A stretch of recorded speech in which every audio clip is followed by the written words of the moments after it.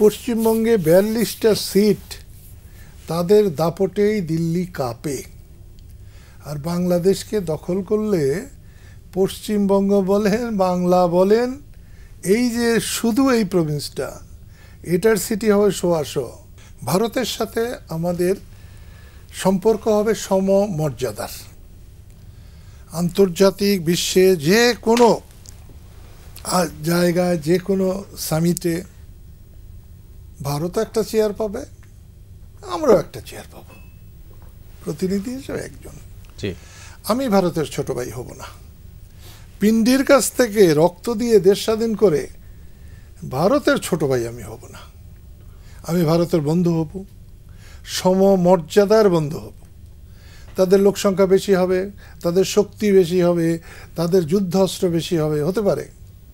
আমি উলফতের মতোই বলবো, বাংলাদেশকে ভারতের জয় করা ঘণ্টাখানিক ব্যাপার, কিন্তু হজম করা ১০০ বছরও সম্ভব না।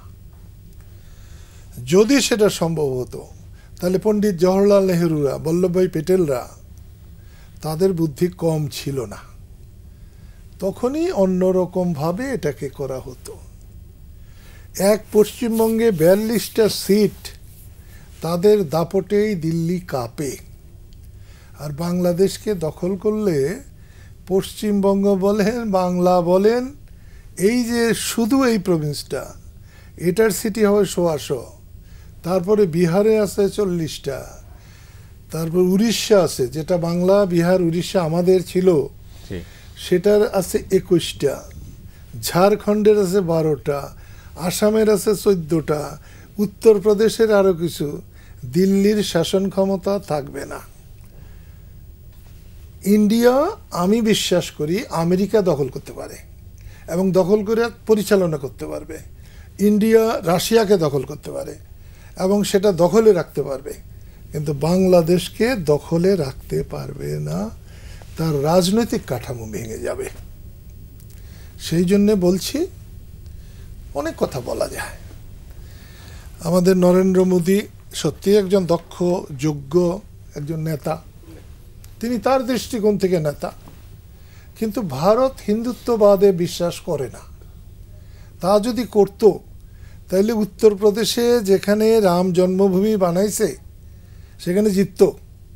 এবারে নির্বাচনে সেখানে জিতে নাই। আমি এইখানে একটা কথা বলবো, যে আপনার এখানে এসেছি বলে, আমাদের দেশে ভুলভাবে দেশটা এখন পরিচালিত হচ্ছে। এখন শেখ হাসিনাকে বঙ্গবন্ধুকে মিলানো হচ্ছে, আওয়ামী লীগকে বঙ্গবন্ধুকে মিলানো হচ্ছে, মুক্তিযুদ্ধকে শেখ হাসিনাকে একসঙ্গে করা হচ্ছে। এর কোনোটার সঙ্গেই আমার বোন শেখ হাসিনা একসঙ্গে হয় না। শেখ হাসিনার ত্রুটি এটা বঙ্গবন্ধুর উপরে যদি আনা হয়, ভবিষ্যতে যারা আনবেন তারা পরাজিত হবেন। বঙ্গবন্ধুর শিকড় এই বাংলার এত গভীরে পোতা, সেখান থেকে ছুঁড়ে ফেলা খুব সম্ভব না। তাই যার যে ভূমিকাটা আছে সেটাকে স্বীকার করে অগ্রসর হলে বাংলাদেশ হবে পৃথিবীর মধ্যে একটি সম্ভাবনাময় দেশ। আর যদি আমরা ল্যাং মারার চেষ্টা করি, একজন যা করে আসা হয়েছে এতকাল, এবং যার মধ্যে ওস্তাদ হচ্ছে শেখ হাসিনা, সবচেয়ে বেশি করেছে। তিনি কাউকে তার প্রাপ্য সম্মান দিতে চান নাই। তার চাটুকারদের তিনি সব কিছু দিয়েছেন, এবং তার শাসনের আমলে যে দুর্নীতির আমরা দেখছি, রাষ্ট্র দুর্নীতি করার জন্য না। আমি ভারতে ছিলাম, যথেষ্ট সম্মানে ছিলাম। ইন্দিরা গান্ধীর প্রধানমন্ত্রীর বাড়িতে যেতে আমার কোনো পারমিশন লাগে নাই। মুরারজি দেশাই ছিলেন সবথেকে কট্টর নেতা একজন, তার বাড়িও কিন্তু গুজরাটে, এবং একজন এমন নীতিবান মানুষ কল্পনা করা যায় না। তো সেইখানে আমি পরিষ্কার বলবো যে যার যে ভূমিকা সেটাকে স্বীকার করলে বাংলাদেশ খুব তাড়াতাড়ি একটা অভিষ্ট লক্ষ্যে পৌঁছতে পারে। আর ল্যাং মারামারি চললে পরে বাংলাদেশ নিয়ে আমাদের অনেক কিছু ভাবতে হবে। আমাদের মূলত আমরা বাংলাদেশ করেছিলাম, পাকিস্তানিরা আমাদের ভোটের অধিকার মানে নাই। মূলত আমরা বাংলাদেশ করেছিলাম, বাংলাদেশের সম্পদের ৮০% পশ্চিম পাকিস্তানিরা দখল করে রাখত। বঞ্চনার বিরুদ্ধে 22 পরিবারের বিরুদ্ধে এখন আমরা 22,000 পরিবার বানাইছি। এই জন্যে বাংলাদেশ হয়নি। গরিব মানুষের জন্য যদি বাংলাদেশ হয়, গরিবের কথা যদি চিন্তা করা হয়, আজকে যে অন্তর্বর্তীকালীন সরকার চালের দাম, নুনের দাম, তেলের দাম, সবজির দাম এইরকম আকাশ ছোঁয়া যদি না থাকতো তাহলে অনেক ভালো থাকতো। আজকে এই সরকারের প্রতি মানুষের যে ক্ষোভ বাড়ছে দিনে দিনে, সে তো বাজারের মূল্য, দ্রব্যমূল্য কন্ট্রোল করতে না পারার কারণে।